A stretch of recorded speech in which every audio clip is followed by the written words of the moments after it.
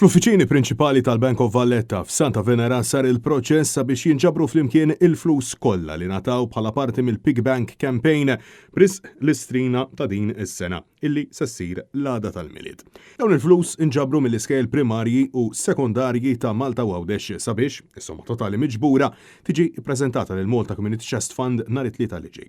F'kemmtejn tal-okkażjoni il-President George Vella ringrazzja lill-Bank of Valletta tal-kollaborazzjoni u rat ħajr lill-volontieri kollha tal-Community Trust Fund illi jiddedikaw il-ħin għal din il-kampanja.